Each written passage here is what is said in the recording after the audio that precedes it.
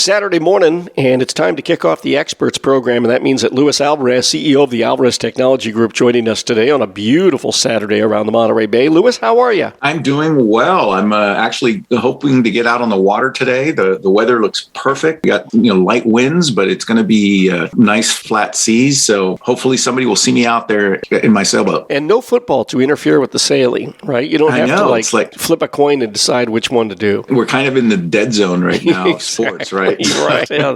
That period of time between football and baseball season where it's like, there's hockey, there's basketball, there's Olympics, but still, it doesn't do it exactly. Hey, just want to give everybody a heads up that on Monday, we're going to be talking about the end of 3G and how that will impact your OnStar navigation systems and maybe even devices in your home that run off the internet as 3G is being taken offline by a number of the cellular providers. So tune in Monday morning at 8:30 for information on that. But here on Saturday, we've got a couple things to talk about. One of them is dating scams, and they've really revved up here this year. But before we get to that, I wanted to mention something that I got a text yesterday, Luis, and it came from my cellular provider, which is Straight Talk. It is kind of an interesting, let me see if I can find that text for you. It says, Straight Talk says, great news. We are now part of Verizon Wireless. No action is needed at this time. Learn more here with a link. So I went ahead and I did some web searches online and discovered that back in November of last year, and this kind of flew under the radar for a lot of us, that Mobile America, which owns Straight Talk and a number of other of these MVNOs, these, mobile virtual network operators. We've talked about these before. These are cellular companies that don't own their own networks, but they lease time from the big boys like Verizon and AT&T and so forth. Anyway, this company is owned by Carlos Slim, Mexican multi-billionaire who's one of the richest men in the world. Mr. Slim sold Straight Talk and its associated brands to Verizon. So the FCC has approved this sale, and it's going to go through, and very soon Verizon will take over Straight Talk. So what's that going to mean for those of us who are Straight Talk customers? And also, what's it going to mean for the prepaid market and low-cost cellular service? Because that was kind of the whole reason why Straight Talk existed. Yeah, well,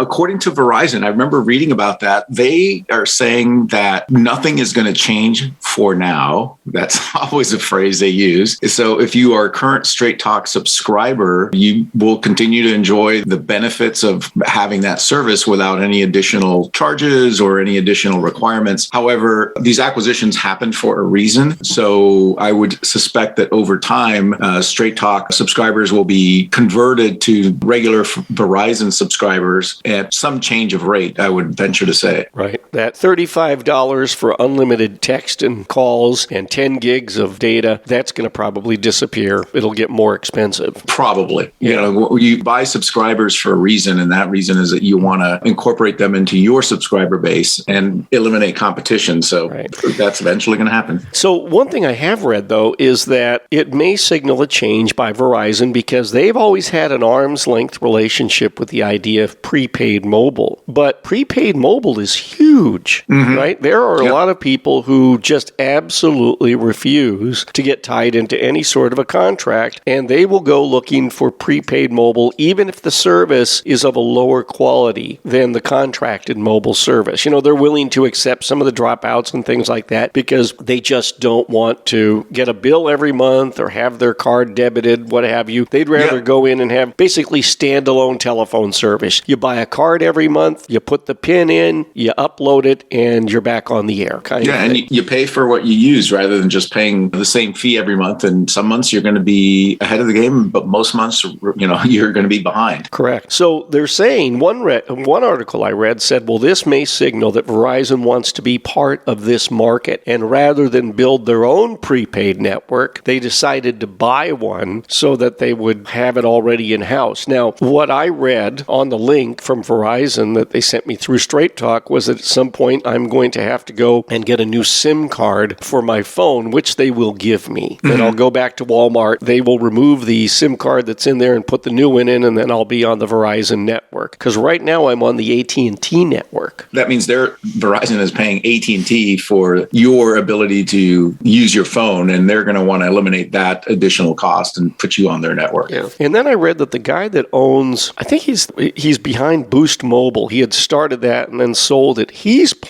doesn't like this move at all. I think his name is Addington. Yeah, I think you're right. And he is looking at starting another MVNO and going right at, because he figures that once Verizon takes over and down the road, they're going to start jacking up the rates. And so he wants to have his own MVNO, low-cost, prepaid, ready to go and roll out. And he'll probably, who knows, he'll buy his airtime from AT&T or Sprint, something like that. I don't know. But obviously he won't be buying it from Verizon if he's going to be going after them. But that may be down the road as well. And then you also have Mint Mobile that's owned by Ryan Reynolds, the actor. He's a big investor in it, and they're in the same space. So you might be right. This seems to be a very competitive, very active sector of the market that Verizon might be wanting to get into. Hey, let's move on to our main story here. Out of USA Today, they've got a story this week about romance scammers bilking Americans out of $1 billion last year. And this is online dating scams. The FBI and the FTC are warning Americans about this, and there are a number of red flags. What's the extent of the problem here? What are we dealing with? Well, it's a legitimate problem that has been growing in, the impact of which is growing year over year as more people find themselves, lonely and looking for companionship, especially during the pandemic, where the idea of going out and to bars or to other places to meet people wasn't even possible. So the social media became the place where people met other people. And unfortunately, there's a lot of scammers out there that take advantage of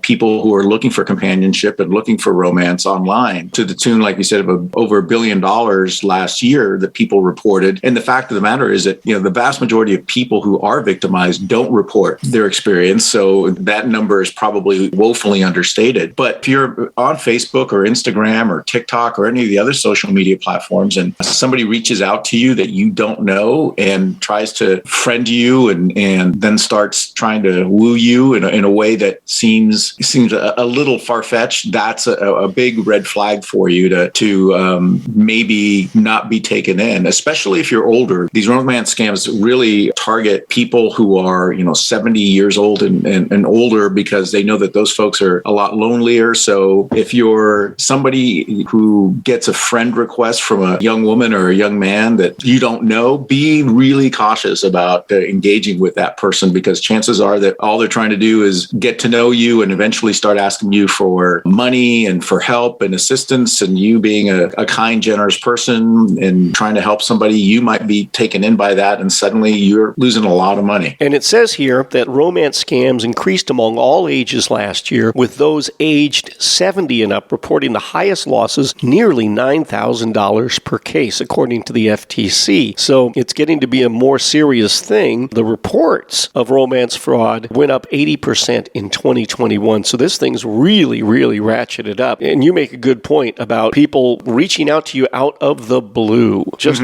out of nowhere. And a lot of times these will come over Facebook or Facebook Messenger, and you'll get a message to friend someone, like a young lady. If you're a guy, you get a message from a young lady who is like halfway across the country or all the way, or maybe across the world. And you have to ask yourself, guys, why is some girl who's like 25 years old interested in you? You're like 50, 60, 70 years old. Exactly. Come on. Really? Really? Really? This is someone you don't know? And then a lot of times what happens is you'll see that this person has like a mutual friend with you, but it's one mutual friend and it's another older guy. And to me, that is the red flag right there. That tells me this is a scammer, and then I just delete the request or I block the person preemptively. The other thing is just friends on Facebook reaching out to you when they get scammed. I had, let's say her name is Sally Smith, a friend of mine on Facebook that I know lives here in the Monterey Bay Area. I get a message from them on Messenger. Hi, how you doing? Hey, have you heard about this new government program where you can get such and such amount of money? If I've gotten that query once, I've gotten it 100 times. So I say, no, I'm not interested. I'll talk to you later. And then the person wants to know why. And I say, because you're not really Sally Smith. I know Sally, and she wouldn't contact me about something like this. See you later. And then once you out them, they'll just move on. They're going to go find somebody else to go after. But one of the other things that people have to watch out, and I was doing a little reading on these romance scams, there are a lot of online dating sites.